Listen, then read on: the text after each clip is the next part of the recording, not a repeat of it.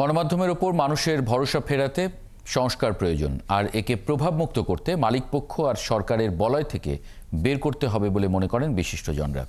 রাজধানীর সেগুনবাগিচায় আন্তর্জাতিক মাতৃভাষা ইনস্টিটিউটে আয়োজিত গণমাধ্যম সংস্কারে করণীয় শীর্ষক এক সেমিনারে এমনটাই বলেন বক্তারা। ভয়েস ফর রিফর্ম শিরোনামে গণমাধ্যম সংস্কারে আয়োজিত এই সেমিনারে বক্তব্য রাখেন ঢাকা বিশ্ববিদ্যালয়ের গণযোগাযোগ ও সাংবাদিকতা বিভাগের অধ্যাপক ডক্টর গীতি আরা নাসরিন, সাংবাদিক ও রাজনৈতিক বিশ্লেষক আশরাফ কায়সার ও সাংবাদিক কামাল আহমেদ। বক্তারা বলেন, সরকার ও মালিকপক্ষের লেজুর বৃত্তি এবং তথ্য বিকৃতির কারণে গণমাধ্যম গণমানুষের ভরসা হারিয়েছে, যার সংস্কার দরকার দ্রুতই। গণমাধ্যমকে প্রভাবমুক্ত রাখতে পারলে তার সুফল ভোগ করবে রাষ্ট্র ও সাধারণ মানুষ বলেও মনে করেন তারা। মিডিয়া রাষ্ট্রেরই আরেকটা রাষ্ট্রের অংশ হয়ে ওঠে।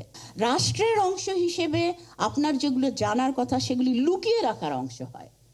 তো তাহলে আসলে যে কাজটা সে করার কথা ছিল, যে কারণে মানুষ তাদেরকে বিশ্বাস করবে, সেই কাজটি তার মানে তারা করছে না। আমাদের নিশ্চিত করে ফেলতে হবে যে সংবাদ মাধ্যমে যারা কাজ করি আমরা যেন কোনোভাবেই এটি একটি বিনিময় মূল্য না হতে পারে। এটি একটি পন্থা।